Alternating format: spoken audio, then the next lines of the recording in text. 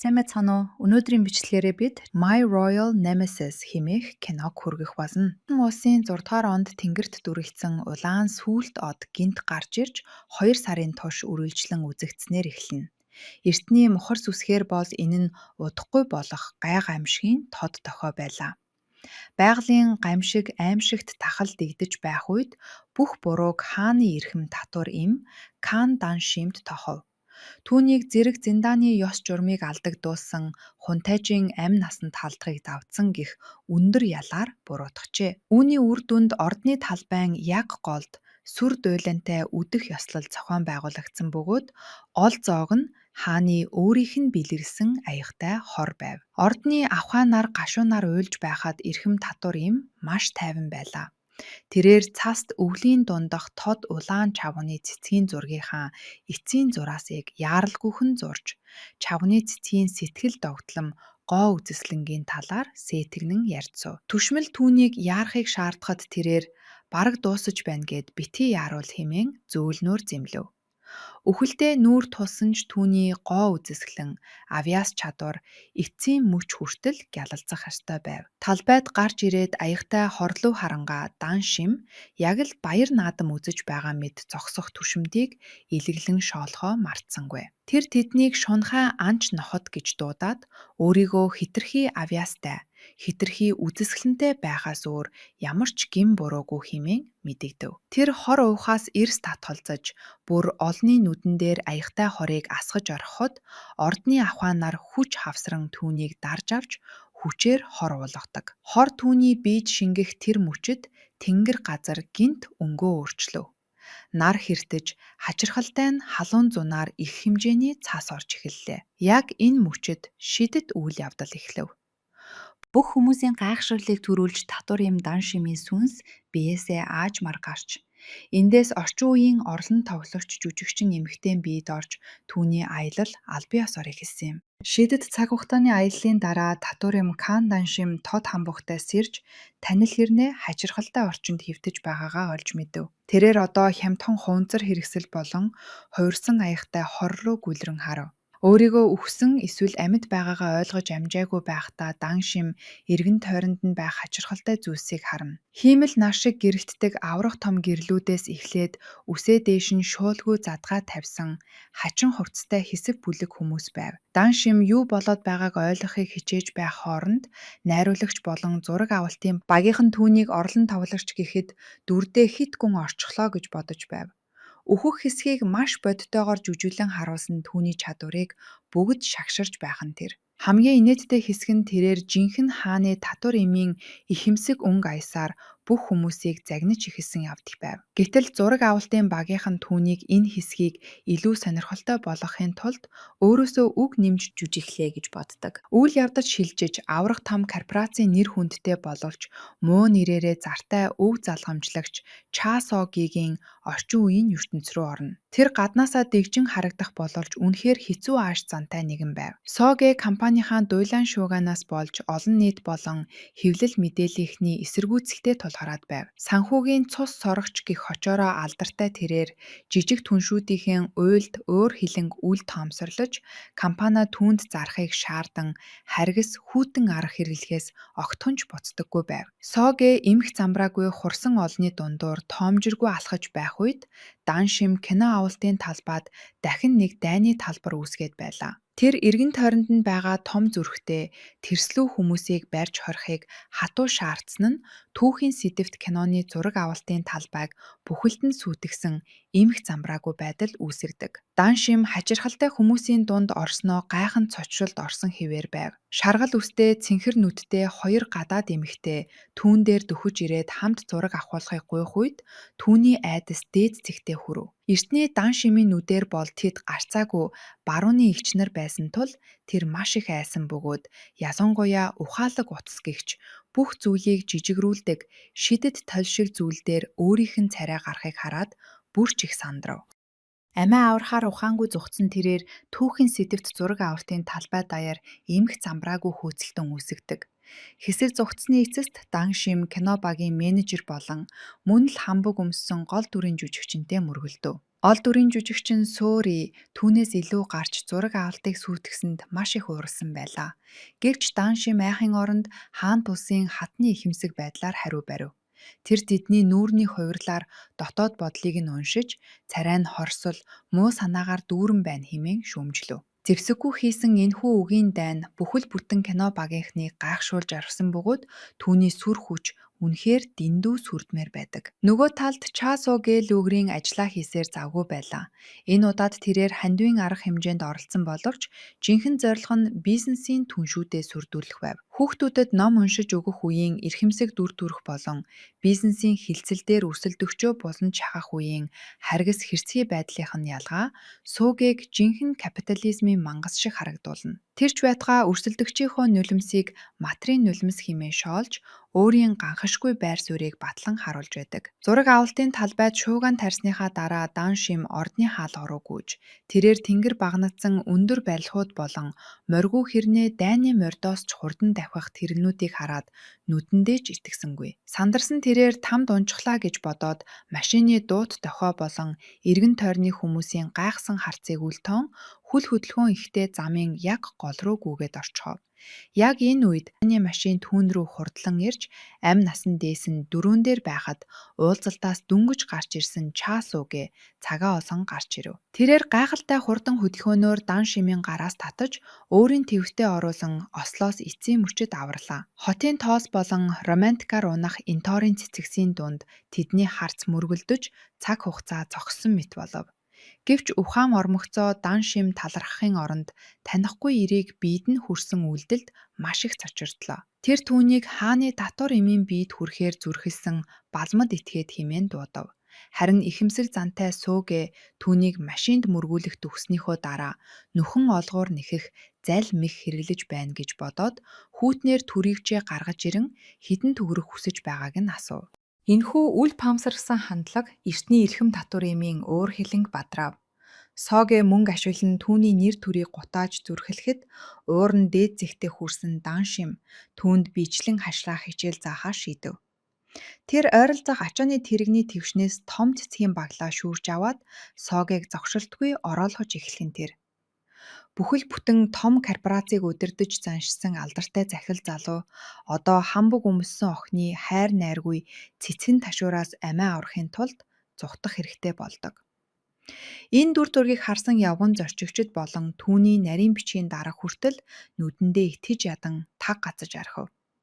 Үүний дараа Даншим явсаар Жусон гүрний үзэсгэлэн гарч байсан үндэсний музей рүү ордог. Тэрээр хэдхэн мөчийн өмнө өөрийн гараар зурсан чавхны цэцгийн зураг нь одоо шилэн хоргонд улсын эрдэнэ болон хүндэтгэлтэйгээр тавигдсан байхыг хараад таг гацав. Хамгийн аимшигтай нь аяллаа хөтөж түүнийг өөр нэгэн хатны бүтээл хэмээн бахархалтайгаар танилцуулж байхад жинхэнэ эзэн нь яг хажууд нь үг хэлж чадахгүй зогсож байлаа. Даншим хааны эрхэм татвар юм.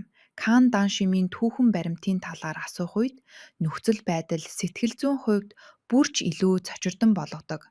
300 жилийн дараа түүний нэрийг хүндэтгэлтэйгээр дурсах бус харин хор уулгаж цаазаар авах ял сонссон, суудлаасаа буусан, цуутай муу санаад эмэгтэйн нэр хүндтэй холбон тайлбарлаж байгааг тэрээр айдас дүүрэн сонсов. Музейг үзэж буй хүүхдүүд хүртэл түүнийг үзэн яддаг эсрэг дүрээр нь мэддэг байлаа. Хүмүүс түүний өнгөрсөн түүхийг шоолон инээлдэхийг Даншим чимээгүйхэн харж зогссон тэр мөч бол үнэхээр хувь тавилангийн хамгийн том давхурхал байв. Даншим гудамжаар хэсүүчилж явхдаа өөрийгөө үнэхээр тамд байна гэж итгэж эхлэв. Машины дууд дохооны чих дүлээрэм чимээ, нисэж буй барыг харуулах аврах том дэлгэцүүд, ясангуяа тэнгэрт архирах аврах төмөр шувуудын дүр төрх түүнийг айдаст артууллаа. Ийм хачирхалтай ирээ цэргүй ертөнцид эргэн тойрны хүмүүс яаж ингэж тайван байж чадаж байгааг тэр огт хүнч ойлгохгүй байв. Сандарсан Даншим саяхан Ча Соогэгийн өгсөн нэрийн хуудсыг харав. Тэрээр энэхүү цаасан үнэмлэхийг сонирхон судалж Ча Соогэ гэх нэрийг бувтнав. Төөрсөн эрхэм татвар юм болон ихэмсэг гүйцэтгэх захирлын хоорондын холбоо эндээс улам бүр гүнзгийрч орчин үеийн Сөүл хотын зүрхэнд нэгэн гайхалтай адал явдлын үдийг нээж байх шиг байна. Гудамжаар дими тэнүүжсэний эцэст дан шим нэгэн мэрэгчийн майхны өмнө зогслоо. Энд тэрээр орчин үеийн мэрэгчтэй толгой иргэм яриа өрнүүлв. Дан шим өөрийгөө 300 жилийн өмнөх Жусон улсаас ирсэн гэдгээ батлан хэлэхэд мэрэгч байхын оронд маш мэргэжлийн хандлага гаргав.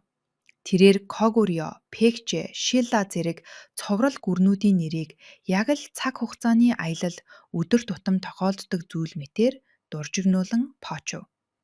Тэрч байтугай сүнс шилжих, цаг хугацааны аялал зэрэг цоо шин ойлголтуудыг танилцуулсан нь татвар эмийг орчин үеийн шидэдний хувьсалд алмайруулж орхив. Дан шим мэрэгчийн хийсэн үг болон өөрийн нүдээр харсан зүйлсээр дамжуулан өөрийн хэн болох талаар эргэцүүлж эхлэв. Тэр одоо зүгээр өөр эмэгтэй биед орсон төөрсөн сүнс гэдгээ шансастайгаар ухаарав. Түүхэнд муу санаатан болон дурсагдж хүүхдүүдэд хүртэл шоолуулж байгаа нь дан шимийг гүн гунигт автуулдаг. Түүний хааны ордонд өнгөрүүлсэн 20 жилийн ордны амьдрал одоо зүгээр л холын үлгэр. Хойч үеийнхний нүдэнд хизээж арьсшгүй хар толбог болж үлдсэн эсхийг тэр гайхан бодож байв. Энэ үед корпорац дээр Часоге адаадын түншүүдтэйгээ Династи нэртэй тансаг зэрэглэлийн оол сайхны бүтээгдэхүүний талаар уулзалт хийж байв. Уулзалтын дараа тэрээр цахилгаан шатанд нарийн бичгийн даргатайгаа хөгжилтэй яриа өрнүүлнэ.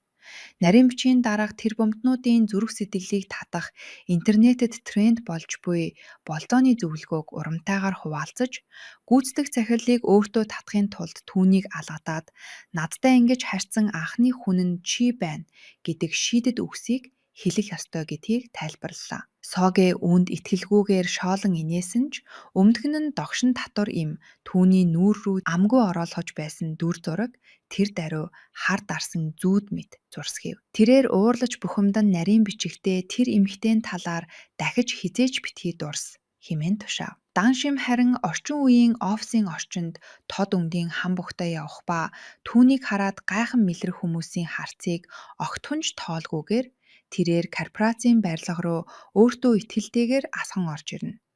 Түүний сүрлэг захирангүй байдал хамгаалалтын ажилтнууд болон угтах үйлчлэлийн нэгнийг сандаргаж түүнтэй зэрэглэлийн од шиг харьцах уу? Эсвэл өөр гаргаас ирсэн зочин мэт харьцах уу гэдгээ мэдэхгүй айхшралд оруулав. Энэ үед барьсны дээд давхарт Часоге өөрийн гэсэн хүчирхэг өрсөлдөгч болох группийн ерөнхийлөгч өгөөтөөгөө нүүр тулж байлаа. Тэд Согегийн бизнесийн харгас тактикийн талаар ширүүн маргалдав. Ууган ачуун мөнгийг нэгдүгээр тавьдаг хандлага өвөөгийнх нь толгойн өвчин болсон бөгөөд тэрээр ашиг орлого болон ёс зүйг тэнцвэржүүлж сурахыг түүнээс шаардна. Гэвч Соге маш их ашиг авчрахгүй л бол хэний ч өмнө хизээч бүхийхгүй хэмээн ихэмсгээр хинэггүйхэн хариу барив. Дан шим Согег олохоор нэрийн хуудасаа үзүүлэхэд тэрээр санамсаргүйгээр Dynasty гоо сайхны брендийн нүүр царайг тодруулах сонгон шалгаруулалтанд орчихов. Учир нь түүний орсон биеийн эзэн болох Шин Чэригийн нэр жагсаалтдах нэр дэвшигчтэй давхацсан байлаа. Сонгон шалгаруулалт эсвэл сурталчилгаа гэх мэт ойлголтуудад айхаж байсан ч татварын мэдээч хэрэг бүртгэлийн тэмдгийг хүлээн авч нууцлаг инээмсэлэл тодруулна. Дан шим тансаг зэрэглэлийн гоо сайхны брендийн сонгон шалгаруулалтанд албан ёсоор орлоо.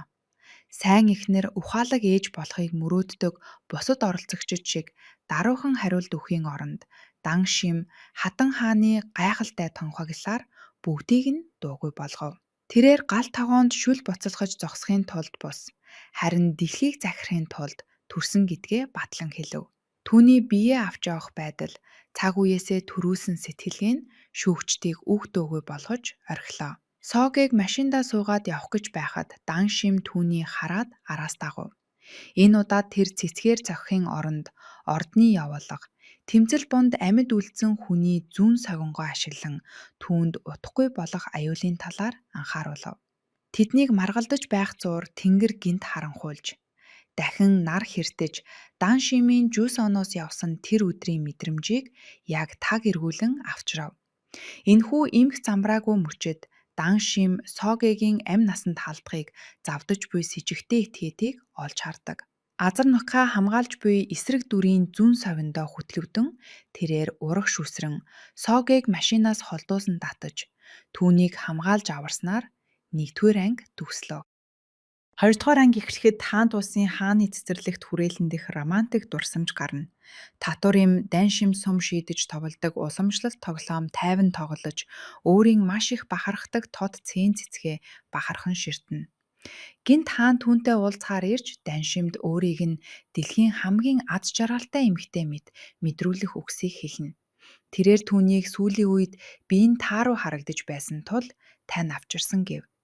Тэрхүү тэнхрүүлэх тань нь түүнийг мөнхөд нойрсуулах аягтай хор болж хуйрсан байх бөгөөд эмийг шидэж хизээж уухгүй гэдгээ хэлдэг. Үйл явдал одоо царч шилжих бөгөөд Даншим энэхүү зүүднээсээ сэрдэг. Жихан чаад одоо яах ёстойг болон эмнэлэг дуудах эсхийг асуух боловч чаа тэр өөрөө сэрэх болно, тайван орох гэж хэлв. Хэсэг хугацааны дараа Даншим ухаан орлоо. Даншим чаагийн оффист байх бөгөөд түүнийг хөлөөс нь толгой хүртэл нүд гүйлгэн хараад түүнийг багасааг ирэх мэдтэй хүн байна хэмээн тоомжиргүй дүгнэлээ. Царай зүсэн дажгүйч яагаад ийм өөдгөө ааштай юм бэ хэмээн бодно. Чаа түүнээс дээрээс юм унах гэж байсныг хэрхэн мэдсэнийг нь асуув. Даншим өөрт нь 6 дахь мэдрэхүй байдаг гэж хэлв. Тэрээр ямар нэгэн муу зүйл болох гэж байгааг мэдэрч чаддаг байлаа. Үүний дараа хааны ордонд байх үеийн бас нэгэн дурсамж гарах бөгөөд хид хідэн хүн Даншим руу дайрахыг оролдох боловч тэр 6 дахь мэдрэхүүнийхээ ачаар халдлагыг урьдаас мэдэж тэднийг эртнээс баривчлуулсан байдаг. Одоо цаг руу буцахад Чаа Даншимыг хөшөөх унагсан хүнтэй холбоотой байж магадгүй хэмээн хардаж буруутгах боловч Даншим түүний амийг хүртэл аварсан шүү дээ гэж маргана. Ордны явуулга дунд амьдарч байсан хүний амьд үлдэх хүчтэй зөн савингоороо тэрээр итгэмээргүй санал тавьдаг. Тэр өөрийн хурц зөн савингоо ашиглан Чааг аллагын төлөвлөгөөнөөс хамгаалах болно гэдгээ мэдэгдлээ. Чаа түүнийг өрөөнөөсөө гаргаж машин дээр хүлээж байсан Жиханд Даншимыг гэрт нь хүргэж өгөхийг тушаасан байдаг. Энэ үед Чаа хяналтын камерын бичлэгийг шалгаж эсэргүүцэгч залуу маань хэрхэн дээш зөөж гаргаад доош унагасныг олж харав. Энэ нь түүнд өмнө нь нэгэн эсэргүүцэгч компанийн байранд орж ирээд хөөгтөн гарч байсныг сануулав.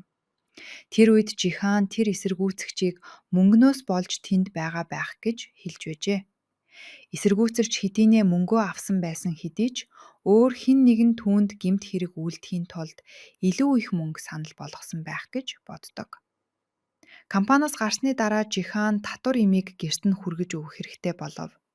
Даншим зам дээр маш зөөлөн давхих машин анх удаа сууж тэрээр эртний сүүх тэрэг гэж нэрлэнэ.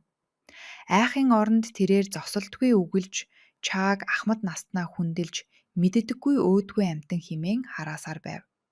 Замд явж байхдаа Даншимийн толгоо эргэж эхлэх бөгөөд сүүх тэргийг удаашруулахыг түүнээс хүснэ. Гэтэл машин дөнгөж 20 км цагийн хурдтай явж байсан нь инээдтэй байлаа. Дараагийн хэсэгт Чаагийн өвөө Далсуугийн төрсөн өдрийн үдэшлэг гарна. Түүний гэр бүлийн гишүүд болох Мүндүү болон Чаагийн 2 нагад зэгч болох Жюран болон Жинер цугларсан байлаа. Учир нь 17 жилийн өмнө Далсууд элэг шилжүүлэн суулгах шаардлагатай болоход хүүхдүүд нь болон Чаа хүртэл зүгээл хараад зогсож байхад Мүндүү түүний амь насыг аврахын тулд илгээ хандивлаж байсан нь тодорхой болов. Өвөө нь Чаа Соогийг ядаж Мүндүүгийн талтайнч болов тэнцэх хэмжээний хүн байсан ч болоосоо хэмээн хүсдэг. Нөгөө талд Жихан Даншимыг Дэйбэк нэртэй нийтийн байранд хүргэж ирэв. Саяхан болсон ослоос болж цочорд орсон байж магадгүй тул эмчлүүлэхийг зөвлөв. Даншимыг байрандаа ороход байрны эзэн түүнд эмээ нь хүлээж байгааг хэлдэг. Ингээд бид Даншимийн эмээ Окунтай танилцсан. Тэрээр Даншимд зориулж маш их хоол бийцсэн байв. Даншим эхэндээ татвар эмийн ихэмсэг зангаа хатолж байсан ч эмээгийн найрсаг байдал болон үлсэглэн нь түүнийг энэхүү хоолноос татгалзаж чадахгүйд хүргэв.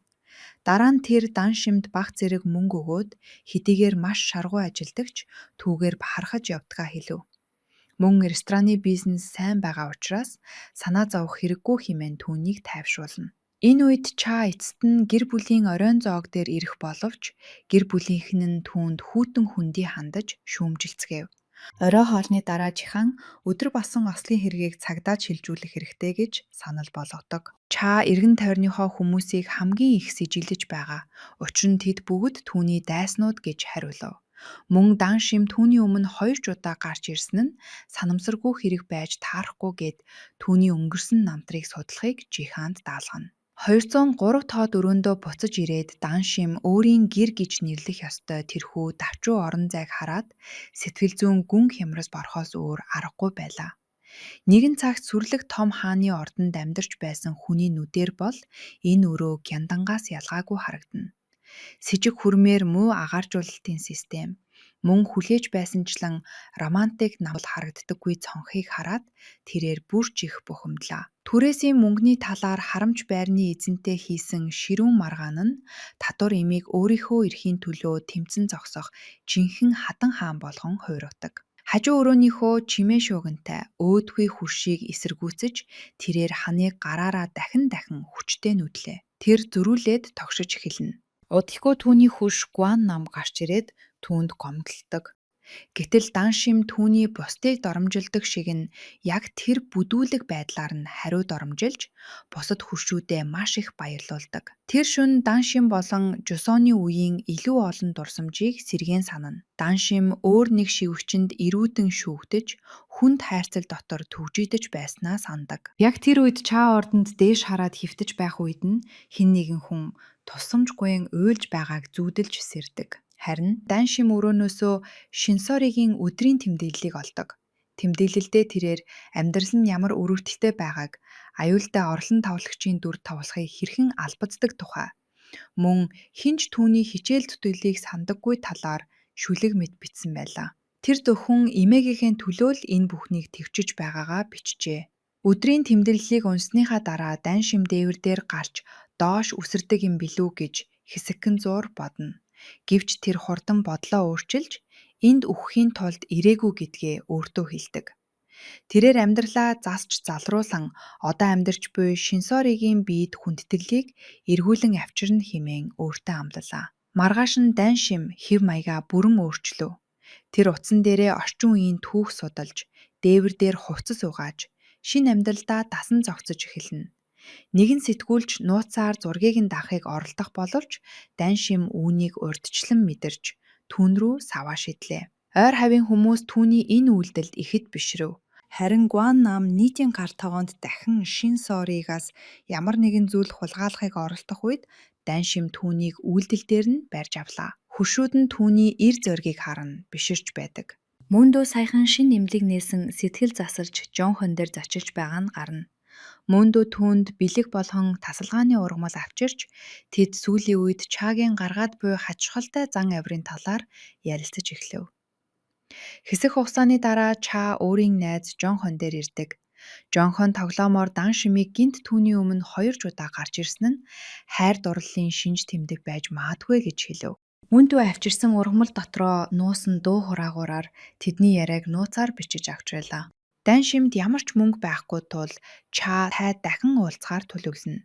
Тэр Чагийн компанийн байр руу нууцаар орогч хамгаалагчдад баригдчихно. Дан шим дахин нэг удаа аварсныхан хариуд Чаг хамгаалах санал тавих боловч Ча түүний саналаас татгалздаг. Түүнийг доромжлоход дан шим уурандаа хөлийг нь гიშгээд хөөгдөн гарлаа. Жихан Чад Шинсоригийн өнгөрсөн амьдралын талаарх тайлан авчирч өгөв. Түүний амьдралд сэжигтэй зүйл бараг байхгүй тул тайлан гайхмаар богинохон байлаа. Тэнд зөвхөн түүнийг ресторан ажилуулдаг эмээ Окунтагаа жижигхэн байранд амьдардаг тухай л дурдсан байв. Үүний дараа дан шим Самонон гэх хүнээс мөнгө зээлнэ.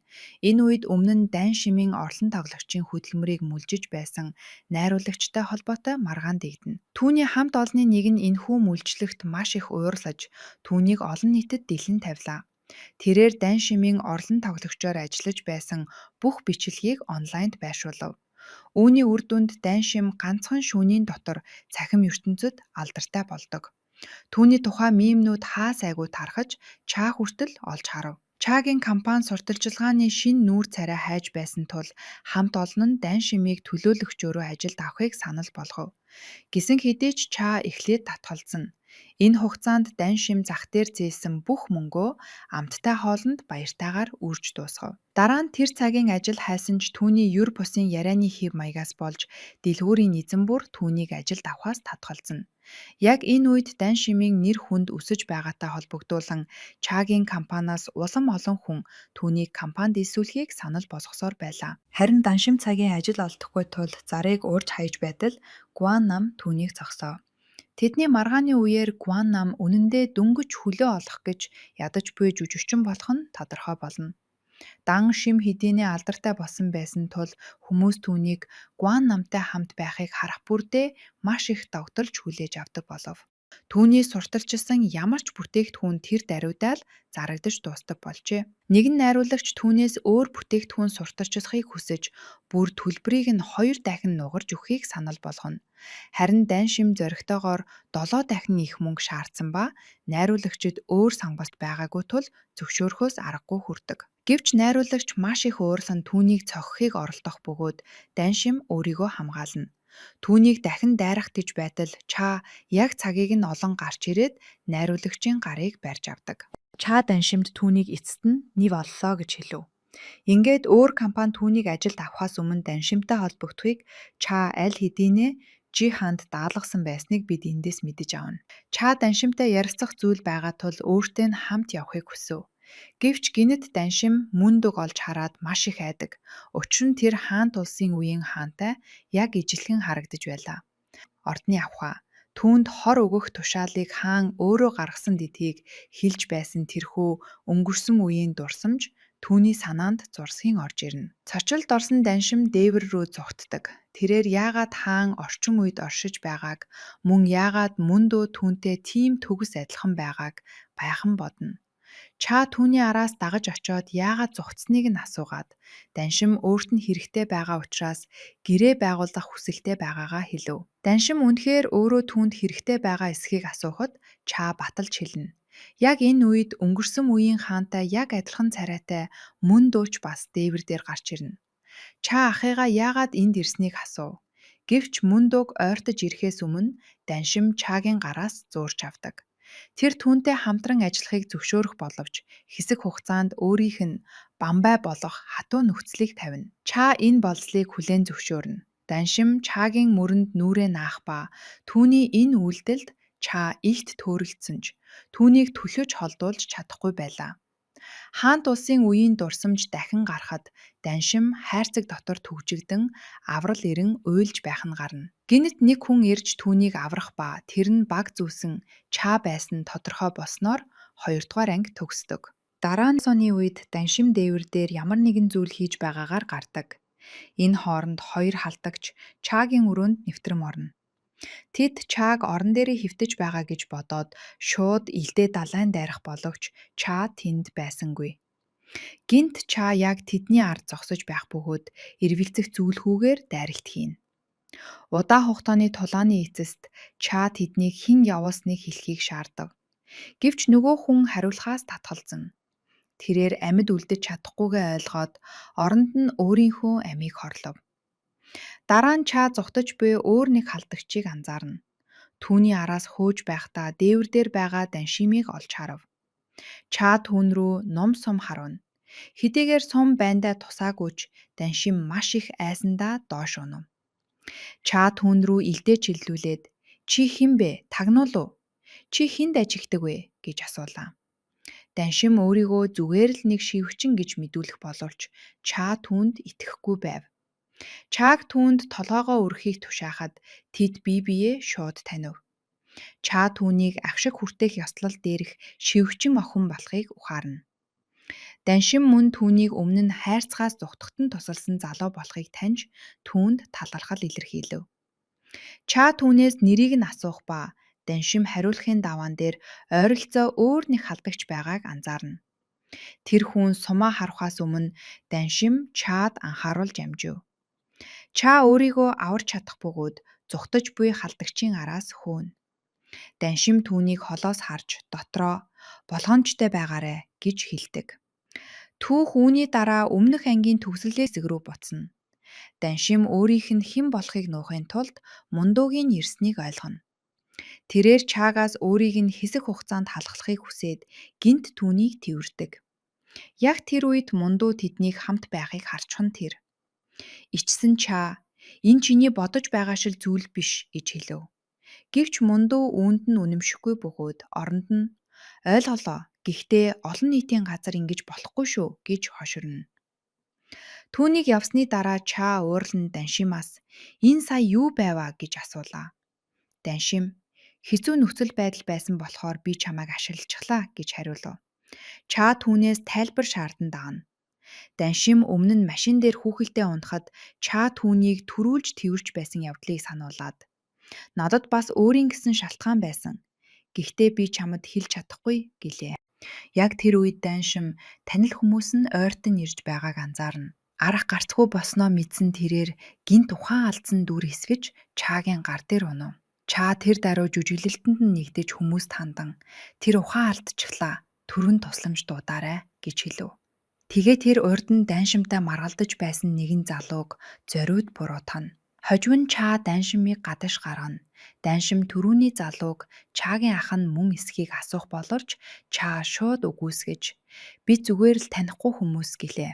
Үүний дараа Даншим өөрийг нь гэрт хүргэж өгөхийг Чаагаас шаардна. Чаа татгалзсан ч Даншим түүнд гэрээ байгуулахаар над руу ирсэн хүн нь чи шүү дээ гэж сануулав. Тэрээр хүчээр машинд нь суух ба хүмүүс харж байсан тул Чаа түүнийг хөөж болгож чадсангүй. Явх замд Чаа түүнээс тусламж гуйж ирээгүй. Зүгээр л өөр сонголт байгаагүйгээ тайлбарлав. Динт Даншимын дотор муухаарч эхэлнэ. Санаа зовсон Чаа хүнсний дэлгүүрийн гадаа зогсов. Тэр түүнд им авч өгөх шахсан боловч халамжтай зангаа нуухыг хичээ. Түүнийг эзгүй хойгуур Даншим машины torчлууруудаар оролдож эхэлнэ. Радио асах үед тэрээр гадаж гарч эргэн тойрноо ажиглав. Гинт тэрээр зурагтаар Мундуу Солонгосын шилдэг бизнесмен шагнал авч байгааг харна. Түүний хажууд гэр бүлийн зургууд гарах бөгөөд тэдний дунд Чаач бас байв. Даншим маш их цочирдно. Тэрээрийн царай яг л хааныхтай адилхан болохыг анзаарах боловч удахгүй өөр нэг бодол толгойд нь зурсхийв. Хаан хизээч үхээгүй шүү дээ. Тэгэхээр энэ яаж боломжтой гэж дараа нь шатхуун түгээх станцын ажилтан түүнд Чаагийн орхисон торыг өгөв. Чааг буцаж ирэхэд Даншим алга байлаа. Ажилтан түүнд таны найз охин картыг чинь аваад явчихсан гэж хэлэхэд Чаа үүнийг сонсмогцоо карта хаалгахаар яаран залгана. Дараа нь Чаа компани дээр очих бөгөөд Жихаан нэгэн шинэ хөрөнгийн компани зах зээлд орж ирж байгааг мөн тэдний судалгаагаар энэ нь Мундуугийн компанитай холбоотой болохыг олж мэдснээ хэлнэ. Өөр нэг газар Мундуу доод тушаалтнуудтайгаа ярилцаж байв. Тэрээр Чаа үүнд яаж хариу үйлбэл үзүүлэх бол гэж гайхаж байлаа. Дараа нь тэр Чаатай хамт байсан охины талаар сухав. Мөрдөж шалгасны эцэст тэр охиныг Даншим гэдэг олонний танил бус жүжигчин болохыг олж мэднэ. Энэ үед Даншим гэртээ буцаж ирэхэд гон нам түүнийг өөрийг нь аюулд орууллаа хэмээн загнана. Гэвч Даншим сэргэлэнтэн халааснаас нь мөнгө хулгайлж үүнийгээ өөрт нь оногдох ёстой хувь гэж үзэн авна. Энэ хооронд Чаа офис дээрээ уулзалт хийж нөгөөх компанийн талаарх мэдээлэл үнэн зөв эсхийг баталгаажуулахыг хүснэ. Хожим нь тэр ууртайгаар Мундуутай нүүх тулан миний жижигэн компанийг тайван орхи гэж хэлв. Гэвч Мундуу бүх зүйлд хинэггүй хандаж байлаа. Гэртээ харих замд Жихаан өөрийн гаргасан алдаандаа уучлалт гуйна. Чаа дараа нь хүүхэд насны дурсамжаа эргэн санав. Далсуу анх Мундуу гэртээ авчирч өөрийн үеэл гэж танилцуулж байжээ. Гэвч Мундуу үргэлж харгас нэгэн байсан бөгөөд Чааг буруутгахын тулд зориуд хагарсан шил унгааж өөрийнхөө хөлийг зүсэж байв. Далсуу бүр Чаагийн нүүрлүү алгадаж байжээ. Одоо цагт эргэж ирэхэд Жихаан Даншимын талаар юу хэрэгтэйг асуув. Чаа, би энэ талаар бодож байна. Манай компани аюулгүй байдал нийтвэрт байх ёстой гэж хариуллаа. Гинт Жихаан эмийг анзаарч Чааг өвчтэй байгаа эсхийг асуув. Тэгээд тэр хинэггүйгээр би Даншимыг гэрт нь хүргэж өгөхөд түүний дотор нь муухайч байсан гэлээ.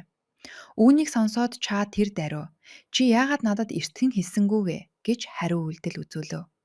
Энэ үед Даншим гэртээ хооллож байлаа. Тэр гон намыг хоолсохыг урьсан боловч тэр найз охинтойгоо уулзах тул татгалзна. Гэвч тэрээр хүнд цохилтод орно. Найз охин нь түүнээс салж Бүр хурмынхаа урилгыг хүртэл түүнд өгөв. Түүний салсан шалтгаан нь гон нам ажилгүй бөгөөд ямар ч ирээдүггүй. Гон нам хичнээн уварсан ч эцсийн эцэст юу ч хийж чадсангүй. Өөр нэг газар Даншим хоол хүнс худалдаж авахаар зах руу явна. Тэрээр бүх зүйл ямар үнэтэй байгааг хараад цочирдсон ч дэлгүүрийн худалдарч түүнд картаар төлж болно гэж хэлв. Үүнд баярлсан Даншим улам их хоол хүнс худалдаж авч орхино. Энэ хооронд Ча гэртээ ганцаараа сууж байтал гинт түүний утсанд шин зурвас ирнэ. Ча өөрийнх нь картыг ашиглан Даншимын худалдаж авсан бүх зүйлийг шалгав. Тэр Жихан руу залгаж карт яагаад одоо болтол хаагдаагүй байгааг асууна. Хагас нойрмог байсан Жихан маргааш хаалгана гэж хэлэх боловч Ча татгалзаж карта өөрийн биеэр буцааж авахын тулд Даншимын хаягийг асуудаг. Энэ үед Даншим гадуур алхаж яваад гон нам найз охинтойгоо ярилцаж байхыг харна. Хэсэг маргалцсны эцэст гон нам доторх бүх зүйлийг нь газалд унгаж, цүнхийг нь хүртэл чулуудах боловч Даншим барьж авдаг. Гон нам түүнд тэр цүнхийг өөрөө авч өгсөн гэдгээ сануулад өөр эрэхтэн эцэг ихтэй уулзахдаа тэр цүнхийг бариад явбал маш их уурлах болно гэж хэлв. Харин найз охин нь тайвнаар зүгээр л албан ёсоор салъя гэж санал болгоод бөгжөө сугалж аван түүнд буцааж өгнө. Ча нэгэн орон сууцны гадаа ирж Жиханаас энэ үнэхээр ши соригийн буюу Даншимын гэр мөн эсхийг завлан баталгаажуулав. Удалгүй Даншим хүнс барьсаар ирэх бөгөөд түүний тэнд байхыг хараад ихэд гайхна. Тэр даруй Чааг өөрийг нь мөрдсөн гэж буруутгах боловч Ча өмнө нь Жихан түүнийг энд хүргэж өгсөн тул хаана амьдрдгийг нь хэдийнэ мэдэж байсан гэж тайлбарлав. Тэд дахиад л маргалдаж эхэлнэ. Даншим түүнээс яах гэж ирснийг нь асуухад Ча зүгээр л карта буцааж авмаар байна гэлээ. Даншим картыг нь буцааж өгөхөд Ча түүний авсан хүнсийг анзаарч дандаа хог хаягдар шиг бэлэн хоол идэж амьдарч байна хэмээн хэлнэ. Даншим дотроо түүнээс хоол авч өгөхийг гуйх хэрэгтэй юм байна гэж нууцхан бодов. Яг тэр үед ойролцоох ресторанаас амттай хоолны үнэр ханхалж тэр Ча руу юу хүсэж байгаагаа битүүхэн илэрхийлэн чимээгүйхэн ширтэнэ. Дараагийн хэсэгт тэд хамтдаа ресторанд сууж байлаа. Ча Даншимд хоолоо бэлтгэхэд нь тусалж эхлэв. Даншим түүнийг муу залуу гэж дуудсаар байлаа. Ча өөрийнх нь жинхэнэ нэрийг хэлхийг шаардсны эцэст Даншим зөвшөөрч өөрийгөө Ши гэж танилцуулна. Тэдний ярианы дундуур романтик харилцааны тухай сэдв хөндөгдөхөд Даншим романс гэж юу байдгийг ч ойлгодоггүйгээ хүлээн зөвшөөрөв. Ресторанаас гарсны дараа хоолны мөнгө төлсөн Ча түүнээс одоо дээрдэж байна уу гэж асууна. Даншим өөрт нь санаа зовсон эсхийг асуухад Ча тэр даруй үгүйсгэв. Өөр нэг газар дасууг дахин загасчилж байх үед нэгэн хүн түүнд Чагийн гайхалтай ажлын ачаар компанийн хувьцаа дахин өссөн тухай дуулгана. Яриа хэн нэгэн болзоонд явж байгаа тухай цуурхал руу шилжиж дасуугийн сонирхол татагдан тэрхүү нууцлаг охины талаар асууж эхэлнэ. Нөгөөтэйгүүр Даншим Чад хандан хоол авч өгсөн болохоор нь гэрээний саналыг нь бодож үзнэ гэд үнийгээ хахуул гэж нэрлэв. Ча үнийг огтхонч хахуул байгаагүй хэлээд хэрэггүй бэлэн хоол идэхэ болохыг анхааруулна. Бүр олигтой хоол идмээр байвал тэр үнтэй тансаг цүнхээ зарчих гэж хүртэл хэлв. Түүнийг явсны дараа Даншим араас нь харж зогсохдоо түүнийг үнэхээр сайн хүн байж магадгүй гэдгийг дотроо чимээгүйхэн хүлээн зөвшөөрнө.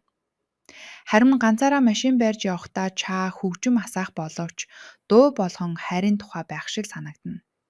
Хаашаач харсан Даншим төсөөлөгдөж энэ нь түүнийг усан бүр бухимдуулж байлаа. Өрөөндөө буцаж ирээд Даншим яагаад хүн бүр романсын талаар яриад байгаа гайхаж төөрөгдөнө. Тэрээр интернетээс утгыг нь хайж романс гэдэг нь үндсэндээ хайрын түүх болохыг олж мэдэв. Энэ нь түүнд өнгөрсөн үеийн нэгэн дурсамжийг сануулна. Хааны үеийн дурсамжид нэгэн авхай Даншимыг Чагийн өргөөнд авчирч түүнийг энд шивгчнээр тамилгдсныг даралдаг. Эхлээд Даншим толгоогоо гудайлгасан.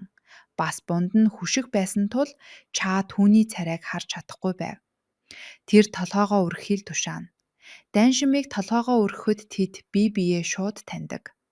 Хүмүүс түүнийг ганц нүдтэй сүнс, бүр чөтгөр гэж хүртэл ярьцгаадаг тул Ча түүнээс айхгүй байна уу гэж асуухад Даншим огтхонч айхгүй байна гэж эргэлзэх зүйлгүйгээр хариулна. Тэр өмнө нь амийг нь аварч байсныг сануулад түүнийг өөрийнх нь аврагч гэж хэлв. Чаг түүний нэрийг асуух үед дүрс гинт тасарна. Одоо цагт Ча яг тэр мөчийг дурсан санаж нүдэнд нь нулимс цэлийнэж байлаа. Хожим нь Ча найз Йонхёнтойгоо уулзаж хэн нэгэн зүүдэндээ уйлах нь ямар утгатайг асууна. Йонхён хошигно. Хоёр л боломж бий. Нэг бол тэр хүн өрөнд орсон, эсвэл тэр чиний анхны хайр гин. Ча энэ бол арцаагүй анхны хайр биш хэмээн тэр даруй эсэргүүцнэ. Энэ хооронд Дасүү Чаг найз охинтой болсон гих өөр нэг цуурхлыг олж сонсно. Тэрээр Жиханаас энэ талаа шалгаах боловч Жихан юу ч мэдэхгүй байсан тул цааш нь судалж мэдхээ амлав. Цагийн ажил дээрээ Даншим гон номд туслах боловч үйлчлүүлэгчдэд амтлуулж үзүүлэх зориулалттай бүтээгдэхүүнийг өөрөө идчихнэ. Эзэн нь түүнийг барьж аваад ширүүн загнав. Дараа нь Даншим түүхэн олон ангид кино үзнэ. Тэрхүү киноны жүжигчин яг л Даншимын төрлөх хэллэгээр ярих бөгөөд энэ нь эргэн тойрныхондоо гүн сэтгэгдэл төрүүлнэ. Чагийн компани дээр чухал уулзалт ихэллээ. Тэдэнд хааны гүрний сэдвтээ гоо сайхны брэндэд алдартай дүр төрх хэрэгтэй байв. Шинсори болон Жио гэсэн хоёр жүжигчнийг авч үзэж байлаа. Зарим ажилчид Жиог илүүд үзэх боловч Ча Шинсориг тууштай дэмжинэ. Шинсоригийн нэр гарахад Ча илд баярлах бол Жиог дурдах бүрт түүний царайны хувирал огт өөр болж байв. Эцэст нь санамсаргүй сонголтоор Шинсори тодорно. Энэ хооронд Даншим их дэлгүрт бас нэгэн зурагтын хөтөлбөр үзэх бөгөөд үүнд нэгэн ганцаардмал бяцхан охин уйлж байгаагаар арна. Даншим анхааралтай ажиглаж тэр хүүхэд нь үнэндээ түүний бага нас байсныг аажмаар ухаарна. Ойролцоо байсан хоёр эмэгтэй ч мөн түүнийг таньж жүжигчин болох ёстой хэмээн авьяасыг нь магтцгаав. Үүнээс урам зориг агсан Даншим гон намд өөрөө жүжигчин болмоор байгаагаа хэлэв. Учир нь жүжигчид хүмүүсийг инээлгэж бас уйлуулж чаддаг гэв. Гон нам үүнийг нь ямар нэгэн агуу даалгавар мэтээр хүлээн авч сүрчигнэнэ. Компани дээр Жихан Чад таагүй мэдээ дуулгана. Шинсори өмнө нь Доран Entertainment-тэй хамтран ажиллаж байсан тул тэд түүнтэй албан ёсоор гэрээ байгуулж чадахгүй нь тодорхой болов. Хэдийгээр тус агентлаг гэрээ цуцлагдсан гэж аман хэлбэрээр түүнд хэлсэн ч хуулийн дагуу хизээж дуусгар болоогүй байжээ. Ча тэр даруй гүйцэтгэх захирал Бусантай уулзалт товлохыг хүснэ. Харин Доран Entertainment дээр Жио Шинсоритэй өрсөлдөх болсондоо маш их бухимдаж хэрвээ олон нийт тэднийг харьцуулбал өөрийнх нь нэр хүнд унана гэж гомдлож байлаа. Бусан түүнд Шинсорид жинхэнэ авьяас байхгүй учраас ямар ч компани түүнийг авахгүй хэмээн тайвшруулна. Тэрээр BOJ Entertainment-ийн удирдах албан тушаалтнуудтай уулзахаар төлөвлөж байсан бөгөөд Жиоч түүнтэй хамт явахаар шийдэв. Энэ үед Даншим гэртээ Шинсоригийн эд зүйлсийг үзэж түүний мөрөөдөл хүсэл тэмүүллийнхэн талаар уншиж байлаа. Яг энэ үед Ча оффистоо Даншимын талаар бодон сууна. Тэр цаасан дээр ямар нэгэн зүйл бичих боловч юу хийгээд байгаагаа өөрөөсөө асууна. Тэр даруй ховын сав руу чулуудав. Гинт Даншим түүн рүү залгаж гэрээнд гарын үсэр зурхыг зөвшөөрчээ. Ча үүнийг тийм ч амар зүйл биш гэхэд Даншим биечлэн уулзаж яригцмаар байгаа тул үүнийг энгийнээр шийдэхийг түүнээс хүснэ. Даншимыг компани дээр ирэхэд хүлээн авагч түүнийг өмнө нь шалгаруулалтанд орж тэмцсэн охин болохыг танив. Даншим өмнө нь тусалсанд нь түүнд халуун дулаанаар талархал илэрхийлнэ. Гэвч Жио Бусан хоёр ирж Даншимтай нүүр туснаар байдал тэр даруй замбраагүй болов. Бусан ихэмсгээр түүнд зөвшөөрөлгүйгээр ямар ч гэрээ байгуулж чадахгүйг нь хэлнэ. Даншим ойлголоо гэд явахыг оролцсон ч Бусан түүний гарнаас зуурж авлаа. Даншим түүний болохыг анхааруулсны эцэст гарыг нь хазаж орхив.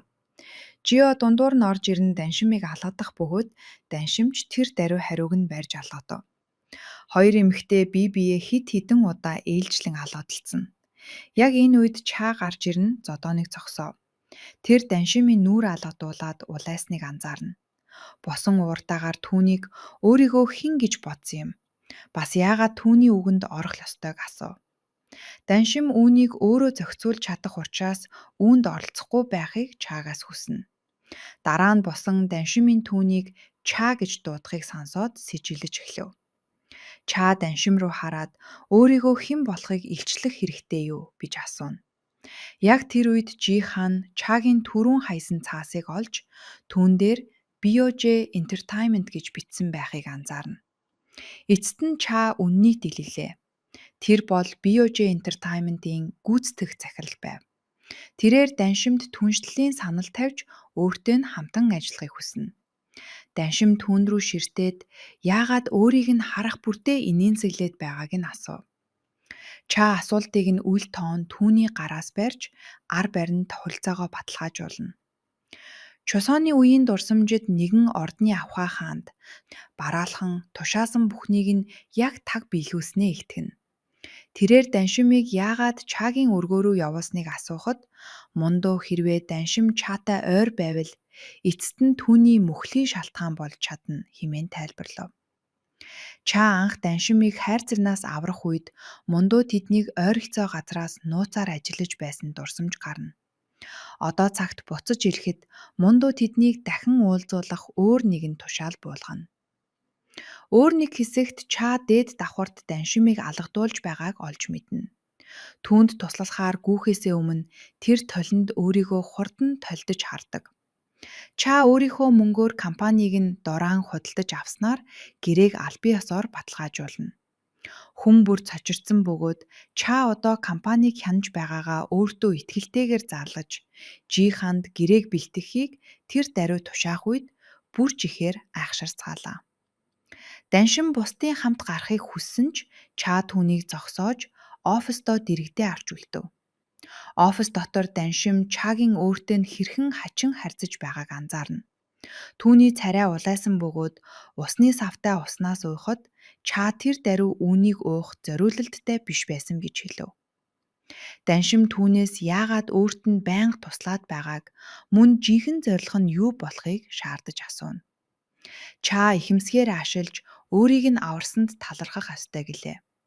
Гэвч Даншим амьдралдаа хэний ч өмнө бүхийж үзээгүй хэмээн бардам хариулав.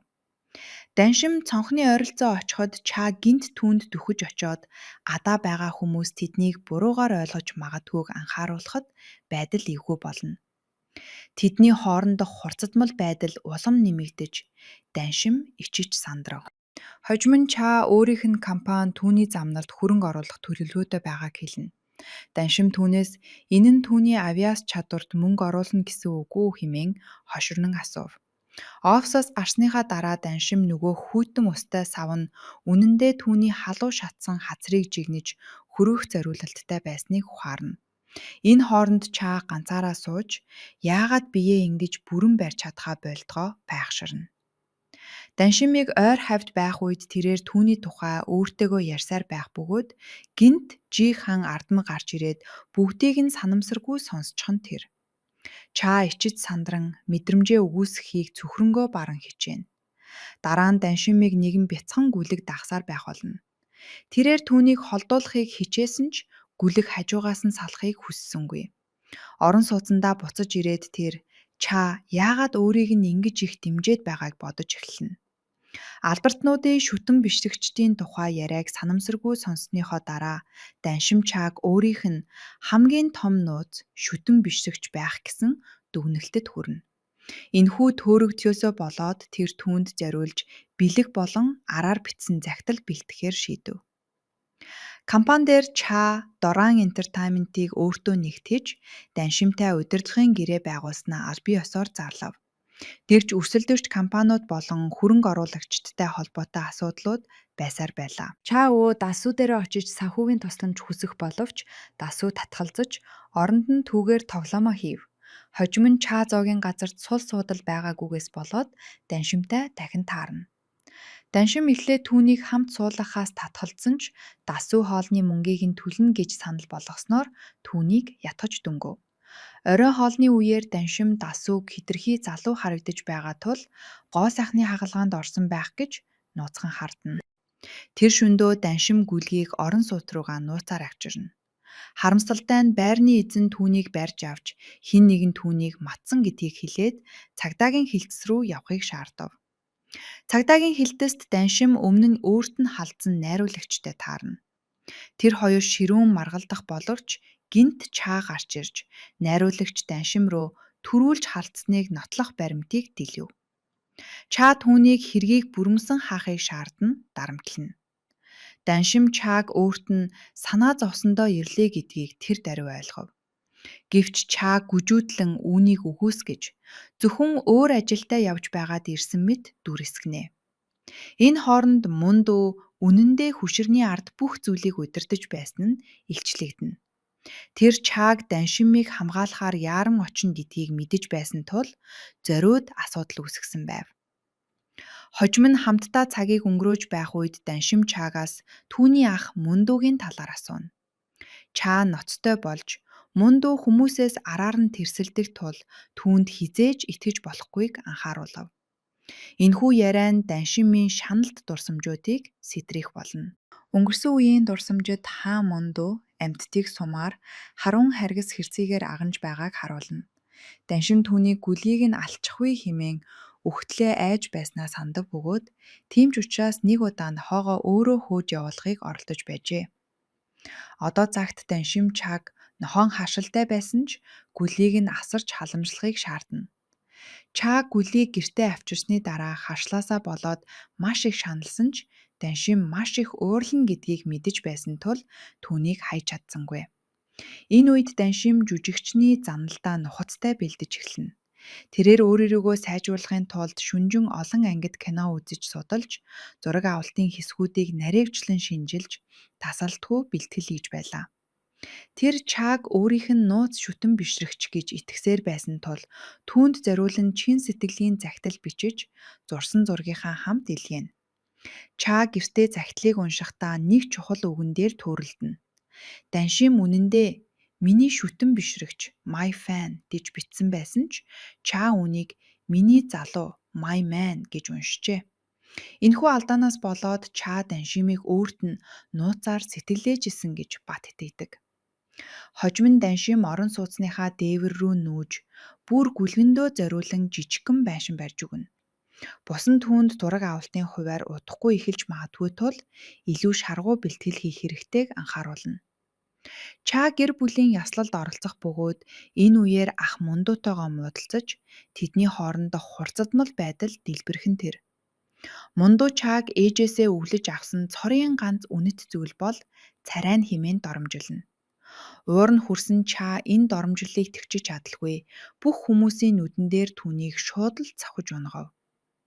Эцэст нь Даншим эмээгээс нь илгээсэн хоолны хайрцаг дээр хаягийг дагаж явсаар тэдний хамтдаа авахулсан хуучин зургуудаар дүүрэн нэгэн зоогийн газрыг олж очино. Түүний эмээ түүнийг халуун дулаанаар тэврэн авч хүүхэд байхад нь хэрхэн өсөж байсан талаар сэтгэл хөдлөн ярина. Гэвч хамгийн цочирдм нь Даншим тэр дурсамжуудаас юу ч санахгүй байлаа. Тэднийг ярилцаж байх үед аюултай харагдах хідэн дээрэмч нь гинт зоогийн газарт орж ирэв. Гэр бүлийн яслалын дараа Далсуу Чаатай хамт машинд сууж явахдаа яагаад гинт Мундууг цогсныг нь асууна. Чаа зүгээр л Мундуугийн царайнд дургу хүрсэн хэмээн хинэггүй хариулав. Далсуу дараа нь сэдвийг өөрчилж Мундуугийн хариуцаж буй төслийн талаар ярина. Тэрээр нэгэн зоогийн газар руу зааж тентхийн нэгэн хөгшин нэмэгтэй үл хөдлөх хөрөнгөө зархаас татгалдаж байгааг тайлбарлав. Мундуу түүнийг хүчээр гаргахыг цөхөлбгүй хичээж байх хооронд Чаа тэр зоогийн газрыг Даншим Гоймонгийн мухлаг гэж нэрлэхийг анзаарна. Зоогийн газар дотор хідэн дээрэмчин Даншимын эмээг сүрдүүлж дарамталж байв. Гэвч Даншим чимээгүй байхыг хүссэнгүй.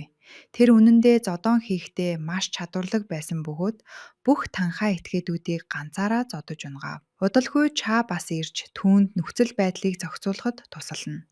Цагдаа нар ч мөтхөн зоогийн газарт ирлээ. Даншим Чаагаас яаж байгаад гинт тэнд гарч ирснийг бас дахиад л өөрт нь санаа зовсон эсхийг асуух боловч Чаа дахиад л үүнийг үгүйсгэв. Даншим сэдвийг өөрчилж үнэндээ түүнээс гүлгэнийхөө тухай асуухын тулд л уулзахыг хүснээ хэлнэ. Тэр гүлхэндөө бүр шинэ байшин барьж өгснөө ч тайлбарлав. Чаа түүнд худал хэлж гүлгний жинхэнэ эзэн нь ирээд аваад явсан билээ. Даншим баг зэрэг гуниглах боловч үүнийг хүлээн зөвшөөрнө. Тэр Чаад чин сэтгэлээсээ талархаж уулзаж байсан бүх хүмүүсээс тэр хамгийн сайн хүн нь болохыг хэлнэ. Яг тэр үед Далсуу тэдэн рүү асгаж ирэв. Даншим түүнийг тэр даруй таньж Чаагийн өвөө нь гэдгийг мэдээд маш их тайхна. Дасуу чаагаас даншмыг хаанаас танд хийг нь асуув. Чааг хариулж амжихаас өмнө даншин бардан байдлаар "Чаа бол миний шүтэн бишрэгч" гэж хэлв.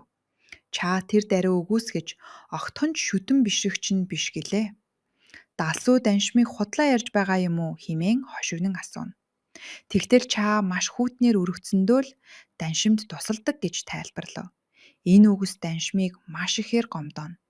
Тэрээр урам нь хугарсан байдагтай түүн рүү ширтэж "Өргөдөх сэтгэл гэдэг чинь энэ бүх хугацаанд надад тусалсан цорын ганц шалтгаан чинь байсан хэрэг үү гэж асуулаа.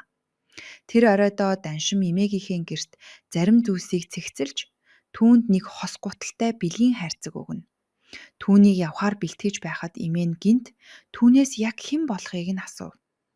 Даншмыг зохих ёсоор хариу үйлдэл үзүүлж амжихаас өмнө мундуу тэнд ирнэ. Энэ хооронд Чаа гэртээ буцаж ирээд түрүүн хэлсэн хатуу үгстэй харамссаар байлаа. Яг энэ үед мундуу даншмаар таташ гаргаж түүнтэй тусад нь ярилцаж эхлэв. Тэрээр түүний болон дүүгийнхээ хооронд юу болоод байгааг мэдэхгүй ч оронд нь өөртөө дотн болохыг хүсэж байгаагаа хэлнэ. Мундуу хэрв даншим түүний найз болвол тэднийг дэмжих учраас тэр болон түүний эмээ хоёулаа 5 тухтай ирээдүйтэй болно гэж амлалаа. Энэ яриа даншмын өнгөрсөн үеийн бас нэгэн шаналт дурсамжийг сэтрээнэ. Дурсамжид тэрээр мундуутай хамт хооллож байх ба мундуу гинт түүнээс урд нь байгаа хоолыг сайн харахыг хүснэ. Тэр цэцэрлэгт тэнүүжилж явсан нэгэн амьтныг алж түүнийг нь даншимд хоол болгон өгснөө дэлгэнэ. Даншин маш их айдас давтан хоолоо нүлэмж өөрийгөө үхэл таарах хүн хэмээн удаа дараа уучлалт гуйдаг. Дараа нь мундуу түүнд дүүгийнх нь амраг болохыг хүсэж байгаагаа хэлнэ. Түүнийхээр бол хэрвээ даншим тэрж чадвал тэр түүнд туслах байв. Мундуу ойртох бүрд даншим яагаад тийм их тавгүйцдэг байсны шалтгаан нь энэхүү дурсамж байлаа. Одоо цагт буцаж ирэхэд даншим хэн нэгэн хизээ нэгэн цагт түүнийг ямар ч нөхцөл болзолгүйгээр хайлаж чадах болов гэж айхан бодсоор анзаараа гэрлүүгээ алхана. Тэр орон сууцныхаа дээвэр дээр гарч гүлгэндөө зориулж барьсан жижигхэн нохон байшин руу харав. Сэтгэл нь хөдөлж зүрхэн шахалсан тэрээр байшин гэвдэж устхан уйлж эхэлнэ. Яг тэр мөчөд Чаа гинт түүний хажууд гарч ирэн яагаад уйлж байгааг нь асуув. Даншим түүний тэнд байхыг хараад маш их цочирдлоо. Нохон байшин гэвдэж байхдаа тэр санамсаргүйгээр гараа гэмтээсэн байв. Чаа дээврийн харанхуй орчныг анзаарч ямар нэгэн зүйл тохиолдлоо гэхэд хинч аврахаар ирэхгүй ийм ганцаардмал газар яагаад амьдртгийг нь асуув. Дараа нь Чаа түүний хажууд сууж түрүүнд хийсэн үгстэй чин сэтгэлээсээ уучлалт гуйлаа. Мөн мундуугийн хийсэн бүх зүйлийн өмнөөс уучлалт гуйв. Гэвч даншим чимээгүй хүн энэ нь түүний өөрийнх нь асуудал бөгөөд өөрөө шийдэх болно гэд түүнийг орхихыг хүснэ. Тэднийг хамтдаа сууж байх үед даншим Чаагийн түүн рүү хэрхэн ширтэж байгааг анзаарна. Тэрээр ийм төрлийн харцыг дандаа буруугаар ойлгодог учраас над руу битгий тэгж хар хэмээн сандрангуй хэлв. Тэрээр ийм харц нь ихэвчлэн хайртай хүндээ зориулагдсан байдаг гэж хэлв. Чаа түүнийг хайр гэдэг үгийг хэлэхэд тэр даруй хариу үйлдэл үзүүлнэ. Даншим хэрвээ тэр түүн рүү ингэж ширтээд байвал ямар ч эмгтэй хүн буруугаар ойлгоно шүү дээ хэмээн тайлбарллаа. Тэр магадгүй би зүгээр л хэтрүүлж бодсон байх гэдгээ хүлээн зөвшөөрнө. Түүнийг яг явах гэж байхад нь Чаа гинт зогсоогоод магадгүй тэр юу ч буруугаар ойлгоогүй байж болно хэмээн аяархан хэлв. Даншимын сонирхол хөдөлж шалгаж үзэх хэрэгтэй гэлээ. Тэгээ тэр гараа Чаагийн цээжин дээр тавьж түүний зүрх маш хурдан цохилж байгааг мэдэрнэ. Хэдийгээр даншим түүний зүрхний цохилд хэвийн байна гэж хэлсэн ч Чаа тэд илүү сайн шалгах хэрэгтэй гэв. Тэгээд ямар ч сануулгагүйгээр Чаа гинт даншимыг татаж маш чангаар тэвлээ. 5-6 дугаар ангийн үе явдлаар хэртгэтийн дараахан тэнгэрт үзэгдсэн нэгэн хачирхалтай сүүл додны талаарх мэдээгээр эхэлнэ. Сэтгүүлч бүсгүйн хэлж буугаар энэхүү сүүл дод нь яг 300 жилийн өмнө үзэгдэж байсан бөгөөд тухайн үедээ улс орон даяар амьшил дагуулсан тул хараалт сүүл дод хэмээн нэрлэгдэх болсон. Харин энэ үед гудамжинд яваа хүмүүс түүнийг ямар аюултай болохыг ч адралахгүйгээр тэнгэр өөд бишрэн ширтэж ар утсандаа бичиж авч байгаа харагдана. Дараагийн хэсэгт бид даншимын хөрш Гуан нам руу шилжих болно. Тэрээр зураг авалтын талбай дээр Даншин бусад жүжигчдийг хэрцгийгээр зодож буй цахим сүлжээнд шуугиан тарьсан бичлэгийг санамсаргүйгээр үзэж орхино. Бичлэг дээрх уур хилэнтэй эмэгтэй яг хажууд нь амьдардаг хөршин болохыг мэдээд Гуан нам ухаан алдах шахам цочирдох бөгөөд түүнийг жинхэнэ мангас гэж бодон шуудхан л түүнээс аль болох хол явах юм шүү гэж бодно. Харин энэ үед группийн дарга Далсүгийн гэрт туслах Жихан Даншимын танилцуулгыг авчрах бөгөөд захирал Ча анх түүнийг кинонд тоглуулахаас татгалзсан ч төлөөлөн удирдах зөвлөлийн нэгэн гишүүн хүмүүст нөлөөлөх түүний чадварыг нь өндрөөр үнэлж шаргуу шаардсны эцэст ажилд авсан хэмээн тайлбарлана.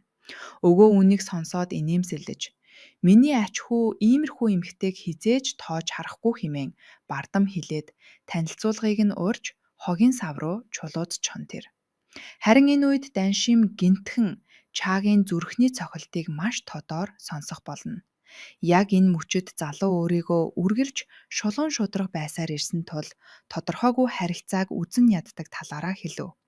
Иймээс тэр хоёулаа бие биедээ мэдрэмжээ илэн далангүй илэрхийлье гэж санал болгодог. Тэрээр өөрөө төрүүлж үг дуугаран Даншинд ногоон гэрэл асааж байгаагаа хэлнэ. Даншим эхлээд түүний юу хэлээд байгааг огт ойлгохгүй гайхан зогсно. Тиймээс Ча үнэхээр бардам их зантайгаар над шиг царайлаг баян залуу тоо томшгүй олон бүсгүйчүүдээс татгалзсны эцэст чамд сэтгэлээ ихчилж байгаад цочирдох нь аргагүй хэмээн тайлбарлана. Мөн тэрээр сэтгэлээ илчилсэн энэ үгийг сонсоод бүсгүйг хүл газар хүрэхгүй баярлаж байгаадаа хэмээн өөрийгөө магтсаар л байна. Гэвч Даншим маш тайвнаар түүн рүү хараад түүнд өчүүхэн төдий ч баяртай мэдрэмж төрөхгүй байгааг хэлчихв. Бардам зантай Ча түүнийг гинтийн цочрлоосоо гарч амжаагүй байна хэмээн бодож өнөө шөнө баярлсандаа нойрч нь хүрэхгүй дээ гэж хоширногч. Даншимын царай үнэхээр ноцтой байгааг анзаармагцаа шууд л чимээгүй болно. Тэгээд тэр урьд өмнө нь хинтээ ч болцож байгаагүй юм уу гэж байхан асуулаа. Ичсэн Даншим мэдээж болдож байсан гэж сандран хариулах бөгөөд эвгүй байдлаа нуурахын тулд зүгээр л чамааг эрэгтэй хүн гэж хардаггүй болохоор ямар ч мэдрэмж төрдөггүй юм гэж шулуухан хэлчихв. Үүнийг сонссон даруйд Ча яг л аянганд нэргүүлсэн мэд зогтосно. Яг энэ мөчид тэнгэрд үнэхээр аянга цахилж ширүүн бороо гинт цутгаж эхлэх бөгөөд Даншим тэр даруйд зүхтан өрөөлөгөө ордог. Харин Ча шокносоо гарч чадалгүй байрандаа хүшсэн хിവэрээ үлддэг. Энэ бүхний хажуугаар туслан өөрт нь хизээж худал хэлэхгүй гэдэгт итгэхтэй байгаа өгөө нь бардам ач хүүгийнх нь амьдралд үнэхээр нэгэн эмэгтэй гарч иржээ гэдгийг баттайгаар ойлгож эхэлнэ. Өвөө харин туслах Чааг үргэлжлүүлэн сайн ажиглаж байхыг даалгана. Энэ үед Ча Даншимыг дагсаар өрөөнд нь орж ирэхэд Даншим түүнд гэрлээгүй ганц бие эмэгтэйн өрөөнд ингэж орж иж болохгүйг шуудхан сануулах боловч Ча зөвхөн өөрийнхөө бодогт л автсан байдаг. Тэр бүсгүйгээс өөрт нь үнэхээр ямар ч мэдрэмж төрдөггүй гэж юу хэмээн дахин лавлан асууна. Даншим маш хөйтнээр тийм ээ юу ч мэдрэгдэхгүй байна. Үннийг хэлэхэд би нохоо тэрсэн ч үүнээс илүү мэдрэмж төрөх байх гэж хариулаад түүнийг харихыг шаардав. Үргэлж бусдад татгалзаж сурсан Ча өөрөө ингэж гологдсондоо маш ихээр доромжлогдсон мэт санагдана. Тэрээр Даншимыг удаан хугацаанд хүнтэй үерхээгүй болохоор мэдрэмж нь өвчөж эвдэрсэн байх гээд энэ бол түүний амьдралд дахиж олдохгүй алтан боломж тул ашиглах хэрэгтэй хэмээн өөрийгөө өмөөсөөрл. Гэвч Даншим энэ хорвоо дээр хайр дурлал, гэрлэлт, өөр ямар ч эр хүнтэй харилцаа тогтоохыг хүсэхгүй байгаагаа хэлээд түүний энэ мэдрэмж бол ердөөл өрөвдөлт гэд хэлчихв. Бардам Чагийн уур дээд цэгтээ хүрдэг. Учир нь бүсгүй түүний өмнө нь хэлж байсан бүх үгийг яг өөдөөс нь буцаагаад шидчихэн тэр. Тэрээр уурандаа Даншимыг хэлсэн бүхэндээ харамсах болно гэдгийг сануулад сүүлд нь бодлоо өөрчлөөд эргэж ирэхгүй байхыг анхааруулан хаалгыг нь савж гаран явдаг. Харин Чаг гарангууд Даншим самгитээрээ сүлдэн унаж төрхөн дээрээ гараа тавина. Хачирхалтай нь тэр энэ бүх хугацаанд ердөөл жүжиглэж өөрийнхөө жинхэнэ мэдрэмжийг түүнээс нууж байсан нь энэ байдаг. Маргааш нь Ча шүнжин нүдээж ань чадсангүй. Мөн дашимын гадаа байх үед хэн нэгэн түүний машиныг зурж архисныг тэрээр анзаарна. Тэнд камера шалгахыг даалгасан ч удалгүй ямар ч нэмэргүйг санав. Учир нь тэрээр өөрөө алдаа гаргаснаа хүнд ч баригдахгүй тулд машиныхаа камерыг аль хэдийн унтраачсан байдаг. Компани дээрээ ирэхэд түүний ааш үнэхээр авах юмгүй байх ба нэгэн ажилтан аз жаргалтайгаар инээмсэглэж байхыг хармагцаа. Түүнд жинхэнэ утгаар нь жаргахын тулд ээлжийн амралтыг нь цуцалж байгаагаа мэдэгдхэн тэр. Дараа нь хид хідэн ажилтан амралтын өрөөнд инээлдэн сууж байхыг хараад туслахдаа тэр өрөөг бүхэлд нь хаахыг тушаана.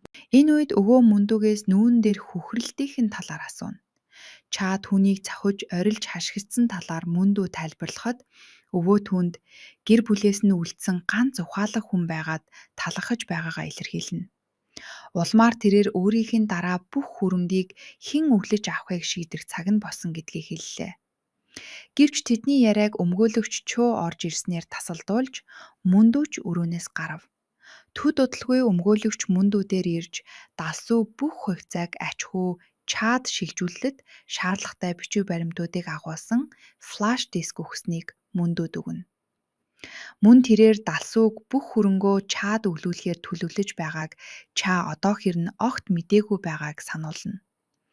Харин Даншим энэ үед үзмөрчтэй уулзан өөрийн пашуун бага насны тухай хуучилж байлаа. Тэрээр багадаа эцгийнхээ өрөнд байцаалагдан зарагдаж байснаа дэлгэв. Яг тэр үед л тэр хинч юугч үнгөө өгдөггүй гэдгийг яс махандаа шингэтэл ойлгожээ. Тэрхүү хэцүү аяллаа үеэр түүнийг тайвшруулж байсан эмэгтэй хүртэл үнэн хэрэгтээ түүнийг тэнд хүргэж өгөхийн тулд мөнгө авсан нэгэн байж. Дараа нь Даншим зүхтхийг оролцсон тул тэд түүнийг жижигхэн амбарт төвччихсэн аж. Энэ бүх аимширт явдлаас болж Даншим одоо хинт ч итгэхээ болсон байдаг. Үзмөрч түүнээс одоо цагт ч гэсэн хэн нэгэн чамайг худалдахыг оролдож байна уу гэж асуулаа. Даншим шууд л түүний амьдралыг өөрчлөх болно гэд Чаатай болцохыг ятгах байсан мөндөө бодордно. Тэрээр дахиж хизээж тийм занганд орохгүй хэмээн өөртөө хатуу амлалт өгнө. Үүнтэй зэрэгцэн Чаа өнөөхөл Даншимын хэлсэн үгсийг бодсоор суулаа. Тэр өөрөө л надад загтал бичиж сэтгэлээр минь тоглосон шүү дээ хэмээн өөрийгөө зүгтвэнэ. Гэтэл гэнт тэрээр өөрийнх нь эсэрч хэлсэн нэгэн хэвлэлийн мэдэгдлийг олж харах нь тэр. Удалгүй нэгэн мэдээгээр Чааг эрх мэдлээ ургуулan ашиглаж жижиг компаниудыг хүчээр булаан авдаг хэмээн буруутгасан мэдэгдэл гарна. Тэрч байтугай нэгэн бизнесменийг сүрдүүлэн компанийг нь зарж байгаа бичлэг цацагдав. Өнөөх бизнесмен нь олон нийтийн өмнө гарч ирэн хүчирхэг гэр бүлийн баян өв залхамжлагчид хэрхэн шудраг бусаар дээрлэхүүлсэн талаараа гомдлоно. Тэд Чаагийн нэрийг шууд дурдаагүй ч хүмүүс хэнийг хэлээд байгааг төвггүйхэн тааж байдаг.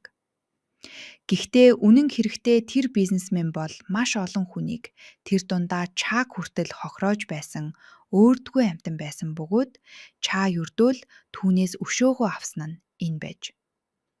Туслагч мэдэгдэлд Чаагийн нэр албан ёсоор гараагүй учраас компани хоригцааны үнэд нөлөөлөөгүй байгааг сануулна.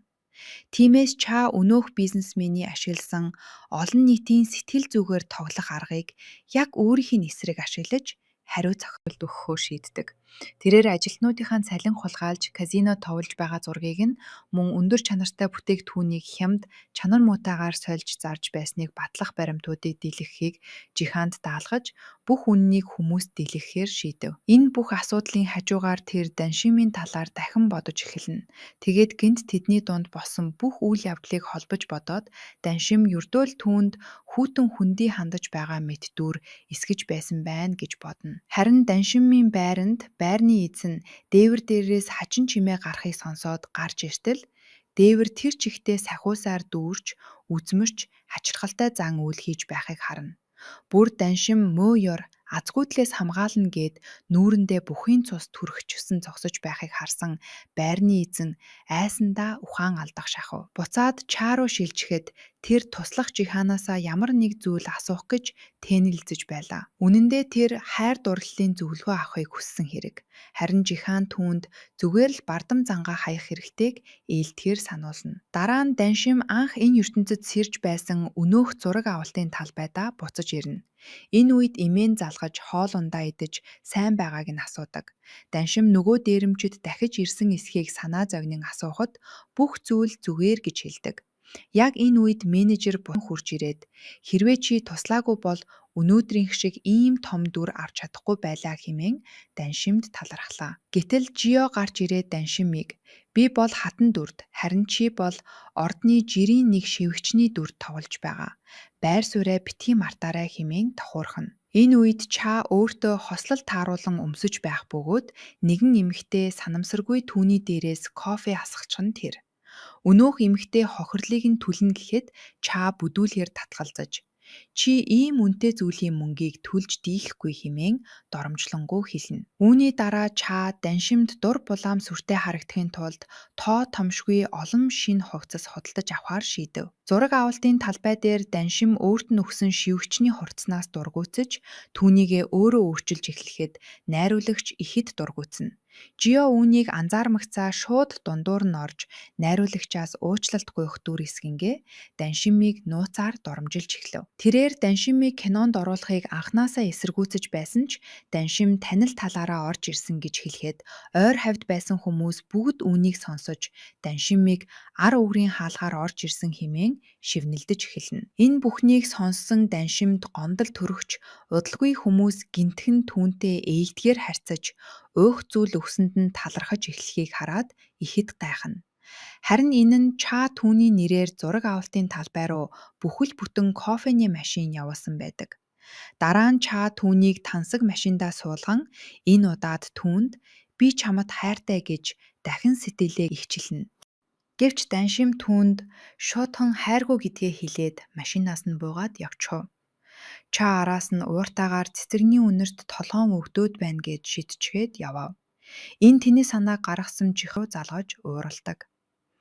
Ингээд Ча буцаад машинтайгаа явж байтал нэгэн эмэгтэй гинт машинаараа түүнийг мөрөгчих нь тэр. Тэр эмэгтэй нь түрүүн түүн рүү кофе асгасан өнөөх эмэгтэй байж таарах бөгөөд Ча үүнийг санаатай үйлдэл байсныг шууд л ойлгоно. Тэр орой өвөөдөө сууж байхдаа Ча араас нь дагсан тэр эмэгтэйг хэн болохыг мөн өвөө нь өөрийг нь тэр эмэгтэйтэй л гэлүүлтэж байгааг аль хэдийн гадалснаа хэлнэ. Гинт үйл явдал өнгөрсөн үе буюу Жусоны 90 үе рүү шилжинэ. Даншим нэгэн зүйлийг нууцаар газарт болж байх бөгөөд Ча гарч ирээд юу хийж байгааг нь асуухад нөгөө нохой нь алга байгааг анзаарна. Энэ тухай дурдах төдийд Даншимын царайд гунир подрохыг хараад тэрээр нохоогоо булж байгааг нь ойлгоно. Даншим нохоогоо өөрөө асан гэж хэлэгч Ча үүнд огтхонч итгэхгүй. Учир нь тэр амьтанд ямар их хайртай байсан нь хинт ч ойлгомжтой байлаа. Тиймээс түүнийг тайвшруулахын тулд Ча цэцэг түүж өгнө. Одоо царт буцаж ирэхэд Даншим Чагийн өгсөн цэцэг рүү чимээг өхөн ширтэнэ. Харин энэ үед Ча өөрийн эмч найз дээрээ очдог. Үзлэг дуусны дараа нэгэн сувилагч им авчрах боловч тэрээр үнэхээр сандарсан харагдах бөгөөд хамгийн с ижигтэй нь сувилагчийн яг ард нь хэн нэг нь нуугдан зогсож байлаа. Маргааш нь бүгд компанийн сурталчилгааны зураг авалт хийхээр нэгэн арал руу явхаар болно. Даншим хүртэл хөрш Гуан намдаа мөнгө төлж гуйсаар байгаад дагуулж явхаар болдог. Гэвч онгоцонд сууж байхдаа Даншим нэг л тавгүй байх бөгөөд гинт онгоцны үйлчлэгч онгоцонд биеийн муудсан зорчигч байгааг зарлаж эмнэлгийн мэдлэгтэй хүн байвал туслахыг хүсэв. Мэдээж Даншим маань эртний ангаах ухааны мэдлэгтэй тул эргэлдэх зүйлгүйгээр шууд л урагшаалхлаа. Тэгтэл өвчтэй зорчигч нь Ча байхыг хараад тэр үнэхээр шоконд орно. Даншим сандрахтаа түүнийг сэрэх гэж нүур рүү нь хид хид алгадаж үснээс нь хүртэл зулгааж гарна. Гэвч онгоцны үйлчлэгч нар дефибриллятор ашиглан түүнийг аврахын тулд Даншимыг хурдан гэгч нь холдууллаа. Яг энэ мөчид Даншим түүнийг үхэж магадгүй гэхээс үхтлээ айж эхэлдэг. Тэр чаагийн гарыг чангаас чанга атгах яг энэ үед дефибриллятор залгаж таарах бөгөөд тэд цахилгаанд хамт зөөлж даншин мөн адил ухаан алдаад унана. За одоо бүгдээрээ түүнийг онгоцонд суухаас 5 цагийн өмнөх үйл явдал руу буцацгаая. Даншимд гологдсон Ча сохор болзоонд явхаар шийдсэн. Тэр урд нь түүн рүү кофе асгаж байсан өнөөх эмэгтэй Мотой уулзна. Гэхдээ түүнтэй ярилцаж байгаа байдлаас нь харахад Ча бүсгүйн өөрт нь ойртох гэж ашигласан тэр хямдхан аргад маш их дургуутсан нь илт байв. Тэрээр гэрлэлт гэдэг бас насан турших байдаг тул итгэлцэл дээр тогтох ёстой гэдгийг Мод хатуухан сануулав. Тэгээд өмнөх үйлдэлийнх нь шийтгэл болгож уусан кофеных нь мөнгийг өөрөөр нь төлөвлөнө. Үүний дараа буюу 10 минутын дараа өөр газар уулзалттай гээд түүнийг орхиод явхад Мо сандран уучлалт гуйж дахин нэг боломж олгохыг хүснэ. Бүсгүй түүнтэй цуг байхын тулд ямар их хичээж шийдэмгий байгааг хараад Ча баг зэрэг гайхах бөгөөд Мо ялагдахыг үзэн яддаг гэдгээ тайлбарлана. Хэрвээ түүний компани болон Чагийн компаниуд нэгдвэл тэд үнэхээр хүчирхэг холбоотон болж хамтдаа асар их амжилтанд хүрнэ гэдэгт бүсгүй бат итгэлтэй байгаагаа хэлдэг. Буцаад одоо цагтаа ирэхэд онгоцонд Даншим Чагийн гарыг атгаж дундуур нь цахилгаан гүйсний дараа тэрээр гинтхэн эмнэлгийн өрөөнд сэрнэ. Тэр хэсэгтээ л өөрийгөө хүчглээ гэж бодсон ч удалгүй хүш Гуан нам нь орж иж түүнийг тайгшруулна. Харин энэ үед эмч Чад түүний уусан эмэнд хор байсан талаар дуулгав. Аз болоход тэд түүнийг цаг алдалгүй аварч ерөндөг өгч амжсан. Гэвч Ча өөртөө санаа зовхын оронд шууд Даншимыг асууж эхлэх нь тэр. Бүр түүнийг аюулгүй байгаа эсхийг нь баттай болгохын тулд бүх төрлийн шинжилгээ рентгенд оруулахыг шаардаж байв. Эмчийг гарсны дараа жихан онгоцонд босон явдлыг харсан бүх зорчигчдтой хэдийнэ тохиролцсон талаараа тайлбарлана. Тэрээр тэдэнд нүхэн төлбөр өгч энэ явдлын талаар хинч ам нээхгүй байх тал дээр арга хэмжээ авчээ. Жихан цаашид ингээд чимээгүй өнгөрч болохгүй бөгөөд албан ёсны мөрдлөл явуулах хэрэгтэй Чад ятгахыг хичээнэ. Тэд хор өгөх оролдлын ард сувилагч байсныг хэдийнэ мэдсэн байсан ч Ча миний албан тушаалд байгаа хүн иймэрхүү зүйлтэй тулгарх нь байдлал зүйл хэмээн маш тайвнаар хэлв. Хэрвээ тэр өчүүхэн төдийл айдас харуулбал түүний бүх амьдрал сүрнэ гэдгийг Ча дотроо сайн мэдэж байв. Эндээс Ча хинт ч бүрэн дүүрэн итгэдэггүй нь тодорхой болно. Тэр байтугай өөрийнхөө эмч найзыг хүртэл сэжиглэж байв. Даншим түүний амьдралд орж ирснээс хойш гай гамшиг сашгүй дагаж байгаа хэдий ч Чагийн чин сэтгэлээсээ итгэдэг цор ганц хүн нь зөвхөн Даншим л байлаа. Даншим сувилагч нараас Чаг аль өрөөнд байгааг тасралтгүй асуух боловч хинч түүнд хариулсангүй. Хажихалтай тохиолдлоор Ча хажуугаар нь өнгөрч явахдаа Даншимын өөрийнх нь талаар сураглаж байгааг сонсчихно. Дараа нь өгөөгийнх нь компани дээрх хурлын үеэр Чагийн авга эгч нар гинтхэн л тэднийг шоконд оруулах мессеж хүлээн авцгаана. Тэд Чаг онгоцонд ухаан алдаж эмзэгт хүргэгдсэн талаар мэдэж авна. Энэ үед Мүндүү тэдний хариу үйлдэлийг чимээгүйхэн ажиглах бөгөөд тэдэнд яг ямар мэдээ очсныг тэр аль хэдийн мэдэж байсан нь илт байдаг. Ча Даншимаас яагаад өөр дээр нь ирснийг асуух болно. Дараа нь Ча Даншимаас өөрт нь санаа зовсон эсхийг асуух болно. Даншим шууд л үгүйсгэж зүгээр л хажуугаар нь өнгөрч авсан юм гэж гүрийн. Яг энэ үед эмч ирээд Чад түүний бүх шинжилгээний хариуг хувийн эмч рүү илгээсэн гэдгийг дуулгалаа. Мөн тэрээр таны шинжилүүлэхийг хүссэн өвчтөн цоо ирвэл ямар ч асуудалгүй байна гэж нэмж хэлсэн нь мэдээж Даншимыг хэлж байв. Үүний дараа Даншим Чагийн эмнэлгийн өрөөнд орж ирэв. Тэр өрөөний тансаг байдлыг хараад дуу алдах шахах хэдийч зурагт олж хармагцаа бүр ч ихээр баярлана. Учир нь тэр одоо орчин үеийн олон ангид кинонд бүрэн донтоод байлаа. Даншимыг гарсны дараа туслах Чад энэлгээс арах бүх бичиг баримт бэлэн болсныг дуулгана. Тэр Чаг эрүүл мэндийнхээ төлөө дахин нэг өдөр хэртгийг хүссэн ч Ча шууд их татгалзав. Учир нь хэрвээ хорьцоо эзэмшигчид түүнийг өвчтэй байгааг мэдвэл бүх мөнгөө татаад авчирна гэдгийг тэр тайлбарллаа. Мөн Ча өөрийг нь хордуулах гэсэн оролдлого, машины осол, компани эзнийг сүрдүүлж буй бичлэг задарсан зэрэг энэ бүхний ард Мүндүү байгаа гэдэгт бүрэн итгэлтэй байв. Харин энэ үед Мүндүү компани байрнаас гарч авахд туслах нь түүнд Чагийн биеийн байдлын талаарх сүүлийн үеийн мэдээг дуулгана. Туслах нь онгоцонд байсан бүх зорчигчдын амийг амжилттай үтсэн талаар хэлээд Мүндүүг тэдний хэн нэгэнтэй холбогдохыг хүсэж байгаа эсэхийг асуухад Мөн дөө одоогоор шаардлагагүй гэж хариулав. Учир нь компани хувьцааны үнийг унахах эрсдэл гаргаж болохгүй байв. Гэхдээ тэр шаардлага гарвал тэднийг дараа нь ашиглахаар төлөвлөнө. Эндээс мөн дөө өвөөгийнх нь бизнесийн эзэнт гүрнийг артаа оруулахын тулд юу ч хийхэд бэлэн байгаа нь маш тодорхой харагдана. Дараа нь мөн дөө Чагийн эмийг хороор салхийг даалгасан өнөөх сувилагчтай уулзна. Сувилагч үнэхээр айсан байх бөгөөд Чагийн хүмүүс түүний ажлын газар руу тасралтгүй залгаад байгаа тул юу гэж хэлэхээ мэдэхгүй байгаагаа хэлв. Мөн дөө лабораторид камер байгаагүй учраас түүнийг энэ хэрэгтэй холбох ямар ч нотлох баримт байхгүй гэж тайвшруулад мөнгийг нь өгч хэсэг хугацаанд ор мөргий алга болохыг тушаав. Сувилагчийг гасны дараа туслах нь тэр эмэгтэй хэтэрхий сандарсан харагдаж байгаа тул тэднийг бариад өчгөж магадгүйг сануулна. Мөн дөө ямар ч эргэлзээгүйгээр түүнийг зайлуулахыг хүүтнээр тушаах нь тэр. Үүнтэй зэрэгцэн даншимч мөн эмнэлгээс гарч байв. Тэр хөрш Гуан намтайгаа цуг Чагийн машинд суух болсон нь Чагийн дургүйг ихэд хүргэнэ. Тэрээр машин нь хүн бүр чихэлтэн суудаг нийтийн автобус биш хэмээн гомдлох боловч даншим түүнийг огт тоосон шинжгүй шууд л суугаад авна. Энэ үед тусах яаралтай бие засах газар орох хэрэгтэй болсон нь харагдана. Учир нь тэр лактоз буюу сүүний хашилтай хэрнээ онгоцонд сүү уучсан байж. Даншин лактоз гэдэг үгийг сонсмогцоо үүнийг ямар нэгэн аюултай халдварт өвчин байна гэж андууран шууд л орилж хашигчин тэр даруй машинаас буулгахыг шаардаж эхлэх нь тэр.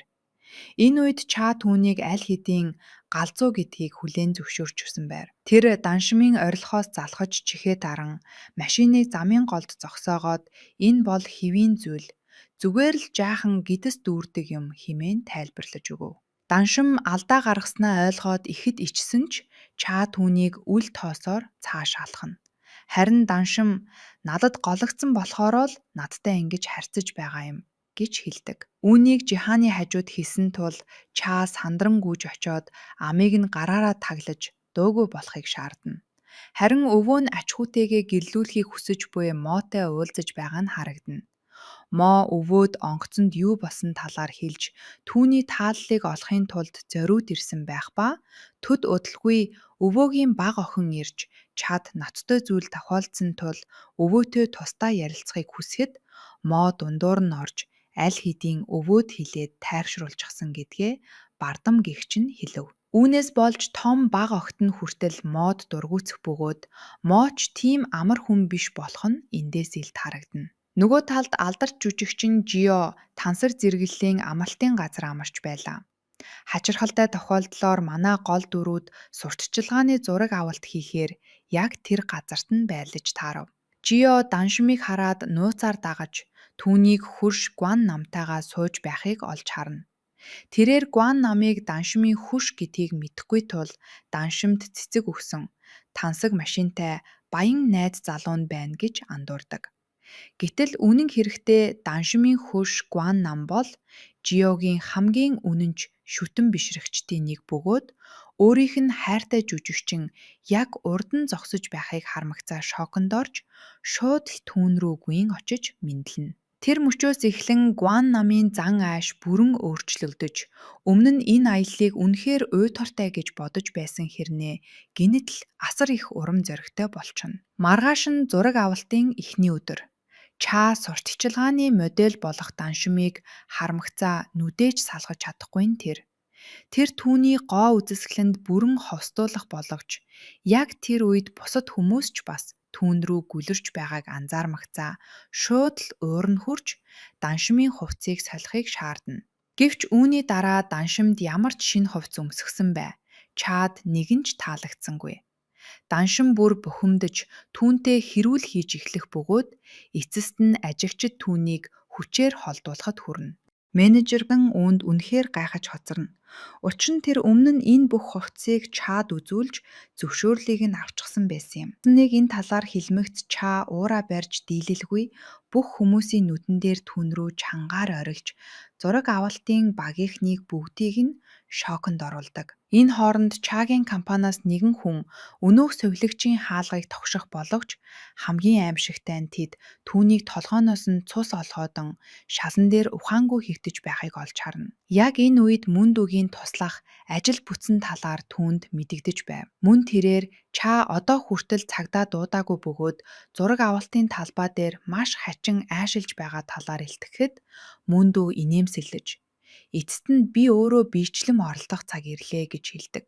Энэ бүхний дараа замын голд явж байсан Даншимыг нэгэн хөгшин гинт зогсооно. Тэрээр ач хүүгээ төөрүүлчихсэн дитгээ хилээд жижигхэн бэлэг өгөх тул өөрт нь туслаач хэмээн гуйх болно. Үнийг хэлэхэд жаахан хүүхэд ч энэ нөхцөл байдлыг с ิจ гтэй байна гэдгийг шууд л гадарлахаар байлаа. Энэ үед хөрш Гуан нам Даншим руу тасралтгүй залгах боловч тэр огт утсаа авахгүй байв. Үүнийг сонссон даруйд Чагийн санаа зовж өөрөө биечлэн түүнийг хайж олохоор явдаг. Гэвч тослох Жихан түүнийг зогсоож хэрвээ одоо ингэж явчихвал хүмүүс янз бүрээр ярьж тэр Даншим хоёрын дунд цуурхал гарч газар авна гэдгийг сануулав. Яг энэ үед Жиханы утас дуугаран тэр Чаг хойш дуудах ба тэрээр компанийн нэгэн ажилтан өнөөх сувилагчийг гэртээ ухаангүй байхыг нь олж яаралтай эмнэлэгт хүргэсэн талаар мэдэгдэнэ. Түүний биеийн байдал тогтвортой байгаа ч одоогоор ухаан ороогүй байгаа аж. Яг энэ мөчид Ча ойролцоо цагдаагийн машин явж байхыг олж хараад бүр чих сандарч эхэлнэ.